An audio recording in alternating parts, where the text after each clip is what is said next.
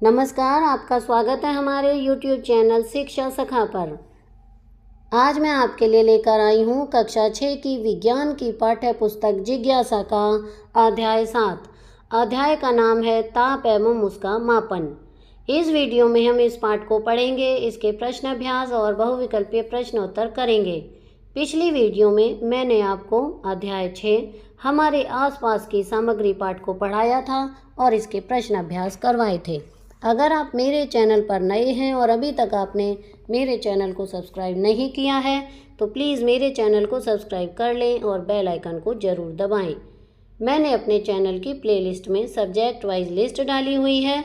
आप जिस भी सब्जेक्ट के लेसन को देखना चाहते हैं मेरे चैनल की प्लेलिस्ट में जाकर उसे देख सकते हैं। तो चलिए शुरुआत करते हैं अध्याय 7 ताप एवं उसका मापन।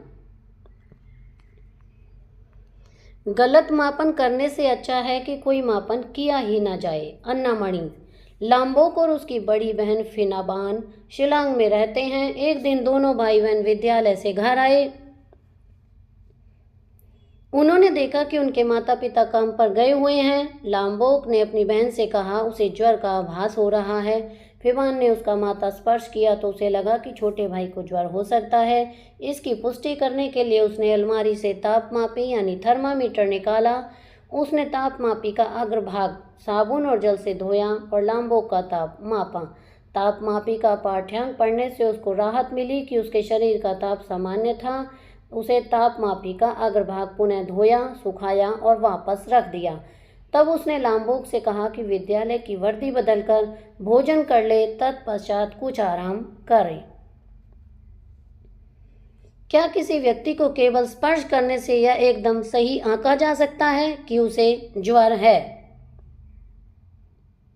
हम अपने अनुभव से जानते हैं कि कुछ वस्तुएं दूसरे वस्तुओं की अपेक्षा अधिक गर्म होती हैं। उदाहरण अर्थ ग्रीष्म काल में किसी नल से लिया गया पानी किसी मटके अथवा किसी प्रशीतित्र यानी रेफ्रिजरेटर से लिया गया जल की अपेक्षा अधिक गर्म हो सकता है। हम यह केवल जल के दोनों नमूनों के स्पर्श मात्र से ही अनुभव कर सकते हैं, परंतु क्या हम सदैव अपने स्पर्श इंद्रिय पर विश्वास कर सकते हैं? आइए इस बात का पता लगाते हैं। यहाँ पर ये क्रियाकलाप दिया हुआ है। इस क्रियाकलाप से हम पता लगा सकते हैं, जैसे कि जल में हाथ डुबोकर जल के गर्म या ठंडे होने की अनुभूति होती है। कोई वस्तु कितनी गर्म है या कितनी ठंडी, यह हम कैसे ज्ञात कर सकते हैं? आगे है ताप के बारे में। ताप का मापन डॉक्टर थर्मामीटर, अंकीय डॉक्टरी थर्मामीटर। कोविड-19 महामारी के काल में कुछ विशेष तापमापी उपयोग में लाए गए जो किसी व्यक्ति के शरीर का ताप दूर से भी माप सकते थे। वे कौन सी तापमापी थे? वे संपर्क रहित तापमापी थे जिन्हें अवरक्त तापमापी भी कहा जा सकता है। इस प्रकार के तापमापी किसी व्यक्ति के शरीर को स्पर्श किए बिना उसके शरीर का ताप माप सकते हैं और संक्रमण का खतरा कम कर सकते हैं। आइए माप करें। तो यहाँ पर माप के बारे में बताया गया है। बच्चों के शरीर का ताप यहाँ पर लिखना है। क्या छोटे बच्चे के शरीर का ताप सामान्यतः वयस्कों के शरीर के ताप से थोड़ा अधिक होता है? क्या वृद्ध व्यक्तियों के शरीर का ताप स्वस्थ होने पर भी सामान्यतः युवा वयस्कों के शरीर के ताप की तुलना में कम होता है? मैंने अपने एक मित्र को ऐसे अंक के ताप में मापी का उपयोग करते हुए देखा है जो ताप भिन्न माप क्रम पर पड़ता है। यह स्वस्थ मानव शरीर का तापमान 98.6 डिग्री फ़ारेनहाइट दर्शाता है। एक ही ताप को व्यक्त करने वाली संख्या में अंतरण का क्या कारण है? तो यहाँ पर यह बताना है। क्या डॉक्टरी थर्मामीटर का उपयोग उबलते जल अथवा बर्फ का ताप मापने के लिए किया जा सकता है? नहीं, उबलते जल और बर्फ का ताप डॉक्टरी थर्मामीटर मापन सीमा से बाहर है। हम डॉक्टरी थर्मामीटर की मापन सीमा के बाहर ताप कैसे माप सकते हैं, उसके लिए यहाँ पर अवलोकन किया गया है।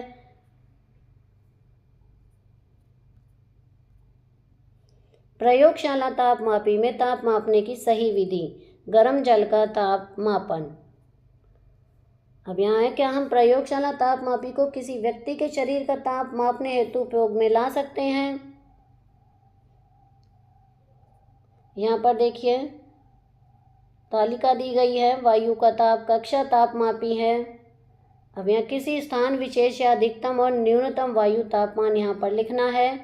अब है वैज्ञानिक से परिचय। अन्ना मणि, इनका जन्म 1918 में हुआ था और मृत्यु 2001 में। अन्ना मणि एक भारतीय वैज्ञानिक थी जिन्हें भारत की मौसम विदुषी के नाम से जाना जाता है। उन्होंने कई मौसम मापन उपकरणों का आविष्कार और निर्माण किया, जिसके कारण इन उपकरणों के प्रति भारत की अन्य राष्ट्रों पर निर्भरता कम हुई।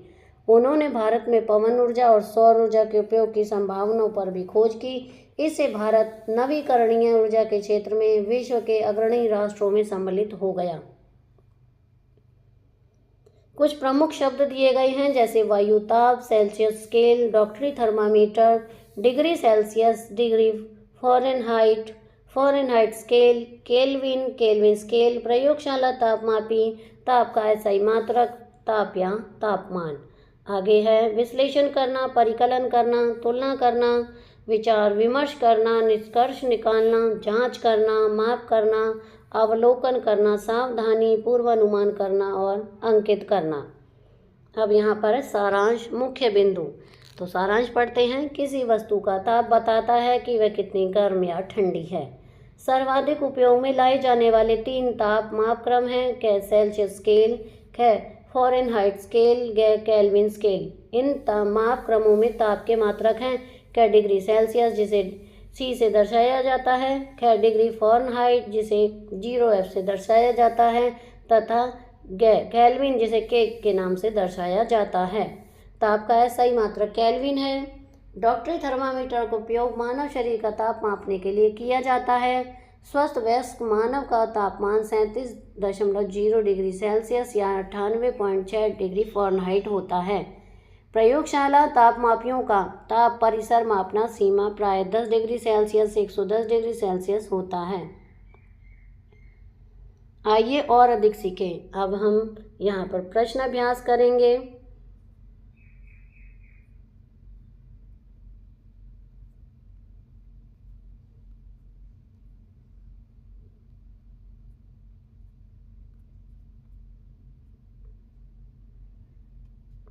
इसमें टोटल 14 प्रश्न हैं।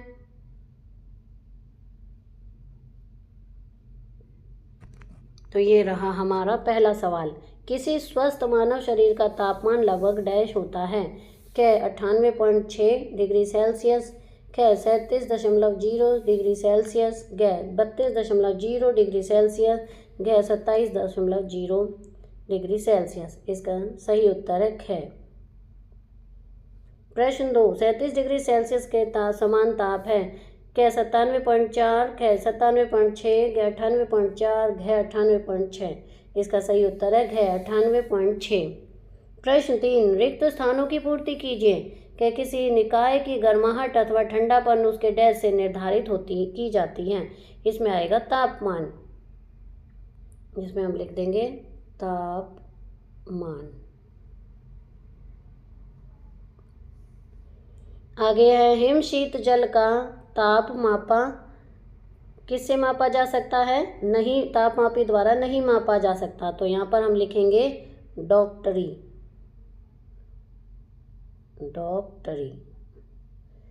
तीसरा है ताप का मात्रक डिग्री तापमापी द्वारा नहीं डैश है, सेल्सियस। यहाँ आ जाएगा सेल्सियस है। प्रश्न 4, प्राय प्रयोगशाला तापमापी की मापन सीमा होती है। क 10 से 100, ख -10 से 110, ग 32 से 45 डिग्री, ग 35 से 42 डिग्री। इसका सही उत्तर है ख -10 डिग्री से 110 डिग्री सेल्सियस। प्रश्न 5, जल का ताप मापने के लिए 4 विद्यार्थियों ने प्रयोगशाला तापमापी का उपयोग चित्र 7.6 में दर्शाए अनुसार किया। ये 4 विद्यार्थी हैं। तो किस विद्यार्थी ने ताप मापन के लिए सही प्रक्रिया अपनाई? विद्यार्थी 1, विद्यार्थी 2, विद्यार्थी 3, विद्यार्थी 4। इसका सही उत्तर है विद्यार्थी 2 ख। आगे है प्रश्न 6, नीचे दिए गए तापमानों को तापमापियों के आरेख पर स्तंभों में लाल रंग भरकर दर्शाइए। चित्र 7.7। तो इस तरह से भरना है, जैसा कि चित्र में यहाँ पर दिखाया गया है। आगे है प्रश्न 7, नीचे दिए गए तापमापी के भाव का अवलोकन कीजिए और निम्नलिखित प्रश्नों के उत्तर दीजिए।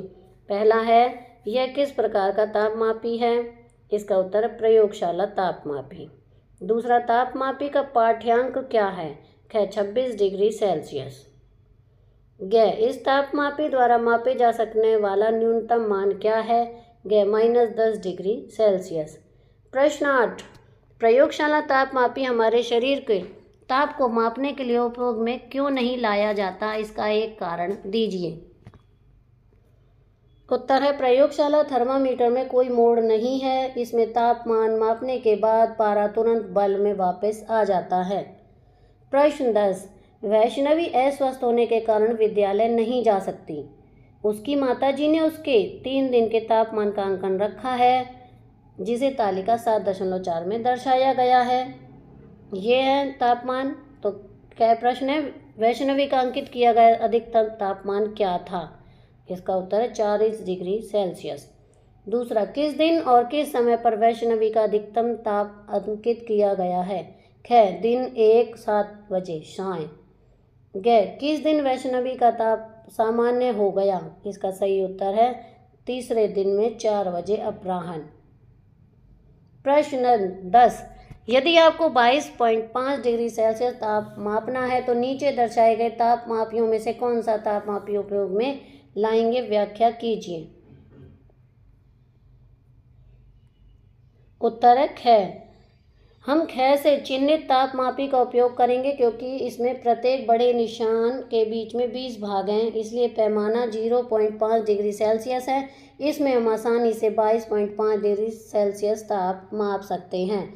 32 - 20/20 भाग तो 10/20 यानी 0.5। अब है प्रश्न 11, चित्र 7.10 में दिखाया गया है तापमापी में दर्शाया गया तापमान इस तरह से। क 28.0, ख 27.5, ग 26.5, घ 25.5।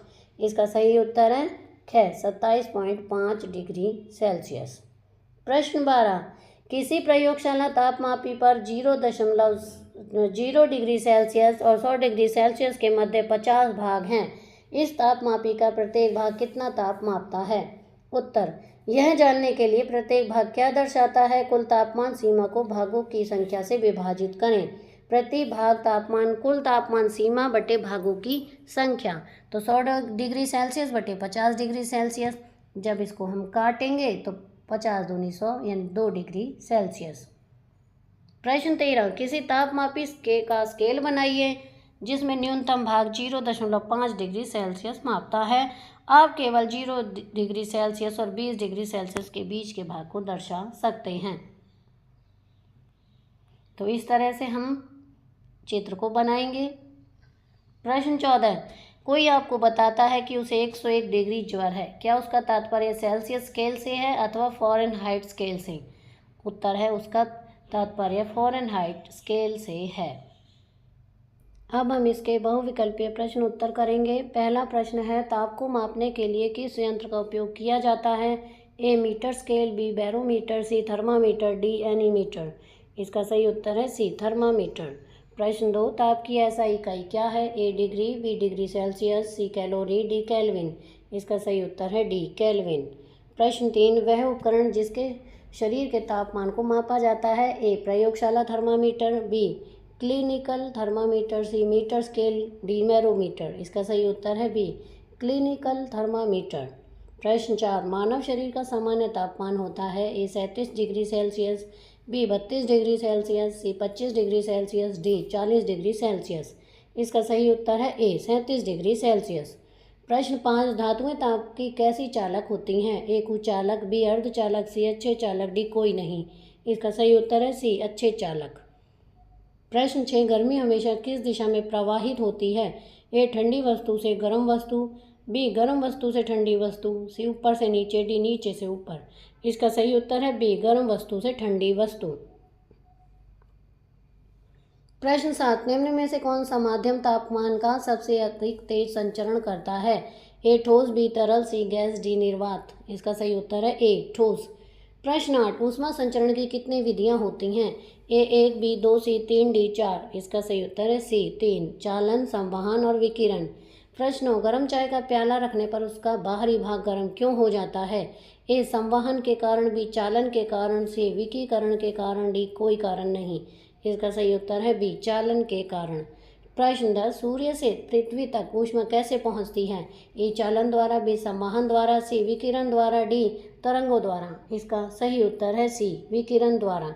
प्रश्न 11, थर्मामीटर में किस द्रव का उपयोग किया जाता है? ए, जल, बी, पारा, सी, तेल, डी, शराब। इसका सही उत्तर है बी, पारा। प्रश्न 12, क्लिनिकल थर्मामीटर में तापमान का दायरा कितना होता है? ए, 0 से 100 डिग्री, बी, 35 से 42 डिग्री, सी, 10 से 110 डिग्री, डी, 20 से 50 डिग्री। इसका सही उत्तर है बी, 35 से 42 डिग्री। प्रश्न 13, चाय का कप अगर फर्श पर रखा जाए तो कुछ समय बाद वह ठंडा क्यों हो जाता है? ए, गर्मी स्वयं गायब हो जाती है, बी, गर्मी ठंडी हवा को दे देता है, सी, गर्मी फर्श से प्रवाहित हो जाती है, डी, कोई कारण नहीं। इसका सही उत्तर है सी, गर्मी फर्श से प्रवाहित हो जाती है। प्रश्न 14, कौन सा पदार्थ ऊष्मा का कुचालक है? ए, तांबा, बी, लोहा, सी, कांच, डी, लकड़ी। इसका सही उत्तर है डी, लकड़ी। प्रश्न 15, संवहन किस माध्यम से मुख्य रूप से होता है? ए, ठोस, बी, तरल और गैस में, सी, निर्वात में, डी, सभी में समान रूपों से। इसका सही उत्तर है बी, तरल और गैसों में। प्रश्न 16, भोजन को गर्म रखने के लिए थर्मस फ्लास्क का उपयोग किस सिद्धांत पर आधारित है? ए, चालन, बी, संवहन, सी, विकिरण, डी, ऊष्मा का अवरोधन। इसका सही उत्तर है डी, ऊष्मा का अवरोधन। तो यहाँ पर हमारा अध्याय 7 का प्रश्न अभ्यास का कार्य पूरा हो गया है। अगली वीडियो में मैं आपको अध्याय 8 पढ़ाऊंगी और उसके प्रश्न अभ्यास तथा बहुविकल्पीय प्रश्नोत्तर करवाऊंगी। आपको मेरी यह वीडियो कैसी लगी मुझे कमेंट करके ज़रूर बताएं। वीडियो को लाइक करें, शेयर करें और चैनल को सब्सक्राइब करना ना भूलें। Thank you.